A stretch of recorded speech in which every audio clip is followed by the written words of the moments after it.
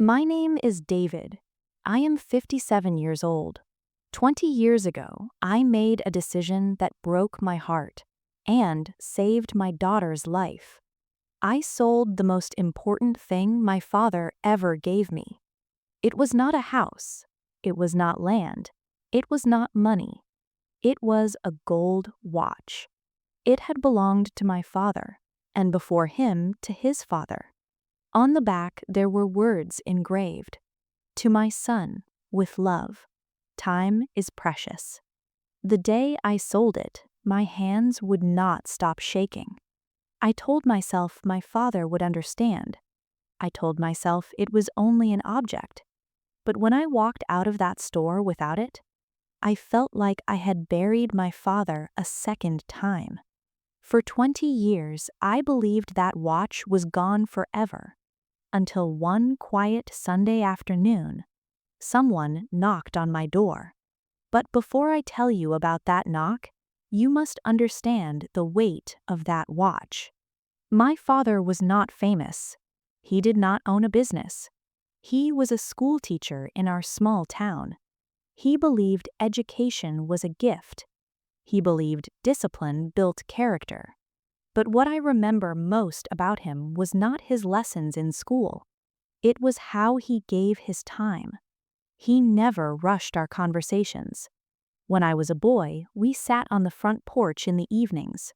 The sun would lower slowly, painting the sky orange and soft pink. He would remove the watch from his wrist and place it in my hands. It felt heavy. Not heavy like metal. Heavy like meaning. "Do you hear it?" he once asked. I listened carefully.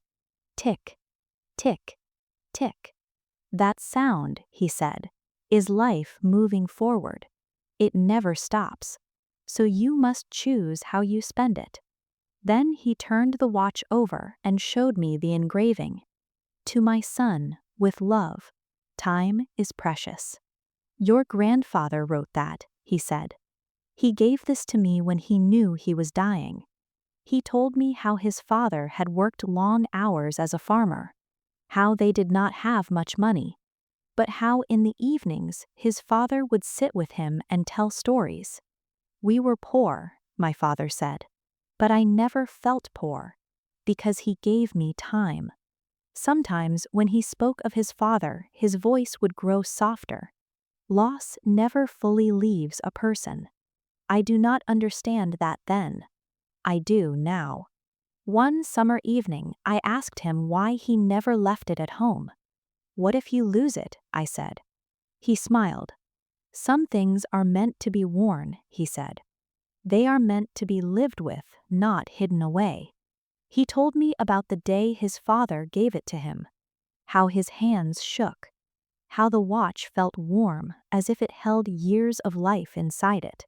"When my grandfather died," my father said, "I wore this to his funeral, and I heard it ticking against my chest, and I realized he was still with me, not in heaven, not in memory, but in time, in the hours I still had to live well. One day," he told me, "this watch will be yours. But remember, the gold is not important. What matters is how you spend the hours it measures." I promised him I would remember. At 10 years old, I did not know how important that promise would become. When I was 35, my father became sick. At first, he hid it. He said he was only tired. But teachers do not retire from life easily. The illness grew stronger. Hospitals became familiar. I remember one evening clearly. The room smelled of medicine. Machines made quiet sounds. My father looked smaller in the hospital bed. Time had thinned him. He motioned for me to come closer. "David," he whispered. I leaned near him. "It is time." Slowly, he removed the watch from his wrist. His hand trembled as he placed it in mine. "No," I said. "You will wear it again." He smiled, not sadly, not happily, but peacefully. "We do not control how much time we receive," he said. We only control how we use it. His eyes searched mine. Spend it with Emma. Don't let work steal it from you. I nodded, but I was crying too hard to speak. 3 days later, he passed away. At his funeral, I stood by his grave with the watch on my wrist. I kept touching it, as if it connected me to him. In a way, it did. Life continued. That is what life does. Emma grew. She had her mother's patience and my father's kindness. Sometimes she would sit on my lap and play with the watch chain. Careful, I would say. But my father had let her touch it too. So I learned to let go of fear. Those were ordinary years. School lunches, birthday parties, small arguments, family dinners, the kind of happiness that feels simple until you realize how fragile it is. Emma was 7 when everything changed. It began with tiredness, then fever, then tests. The doctor's office felt colder that day. She needs surgery, he said. It cannot wait. $50,000. The number echoed in my mind. I had savings. 20,000. I believed effort could fix everything. I believed hard work solved problems. But the bank refused the loan. My credit history was not strong enough. Friends gave what they could. Still not enough. Bills arrived in thick envelopes. I began avoiding the mailbox. At night, I stood by Emma's bed. Her breathing was soft. Her hand looked small in mine. Children are not supposed to fight for time. Parents are supposed to protect it. One night, I could not sleep. The house was silent. I walked into my bedroom and opened the drawer. The watch lay there. Gold. Quiet. Faithful. I picked it up. Tick. Tick. Tick. It sounded louder than I remembered. I turned it over. To my son, with love. Time is precious. I asked myself a question. What is the purpose of inheritance? Is it to keep an object safe or to protect the living? Sarah stood in the doorway. We are running out of time, she said gently. I nodded. My father would understand, I whispered. She came and sat beside me. He would be proud, she said. I held the watch to my ear one last time. Tick, tick, tick. I thought about all the moments it had witnessed. My grandfather's farm, my father's classroom, my wedding day, Emma's birth. It had been there for everything that mattered, and now I was about to let it go. I thought about what my father would say. Would he be angry? Would he feel betrayed?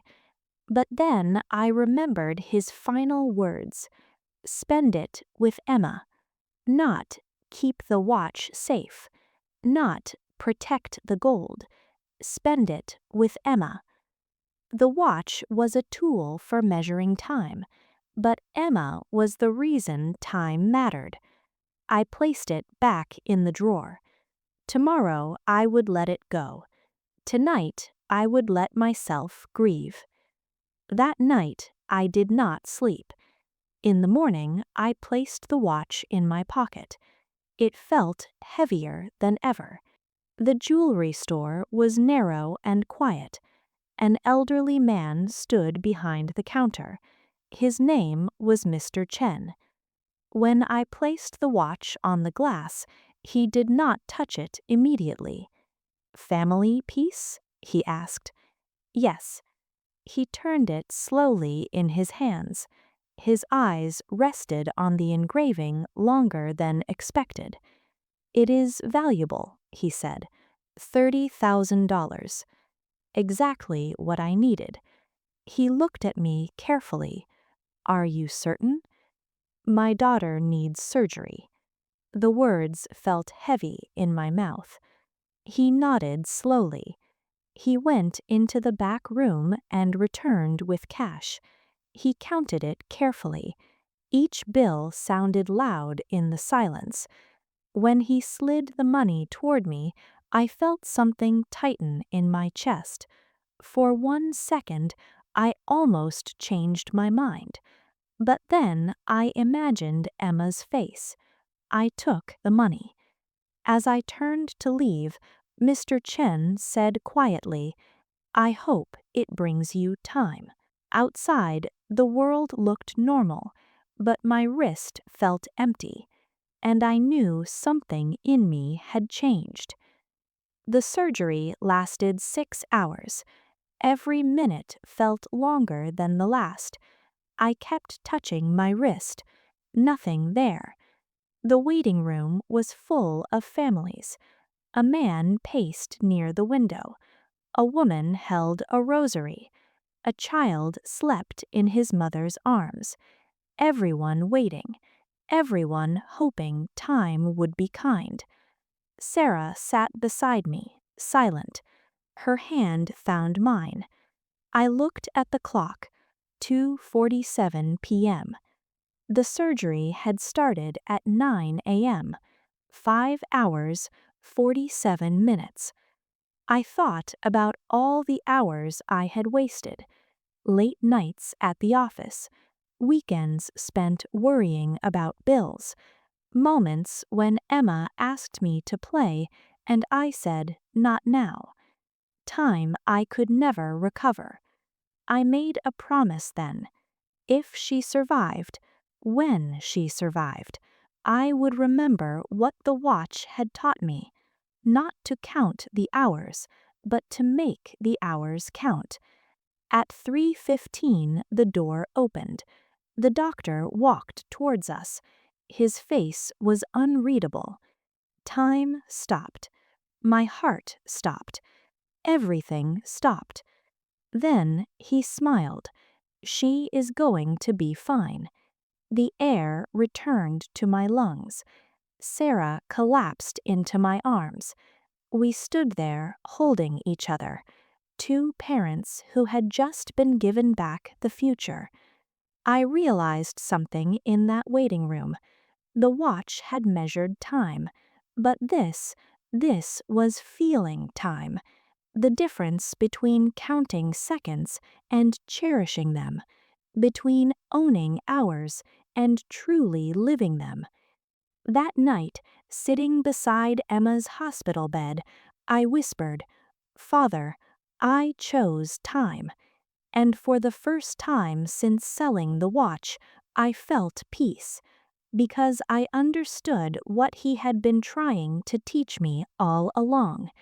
Legacy is not what we leave behind. Legacy is who we keep alive. Emma recovered fully. She grew taller, stronger. She decided to become a doctor. "I want to give people more time," she once said. When Emma was 15, she came home from school crying. "What happened?" I asked. "A boy in my class, his sister died." She looked at me with wide, frightened eyes. "I could have died too, couldn't I?" I pulled her close. "Yes," I said, "but you didn't." "Because you saved me." I shook my head. "No, the doctors saved you. I just made a choice." She was quiet for a long moment. Then she said something I will never forget. "I want to be the kind of person worth saving."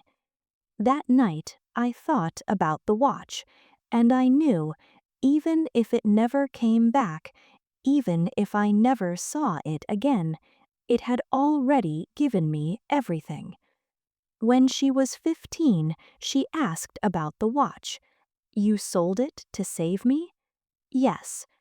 "I'm sorry." I smiled. "You were never the loss." 20 years passed. Emma became a doctor. She had a son, Michael, 3 years old.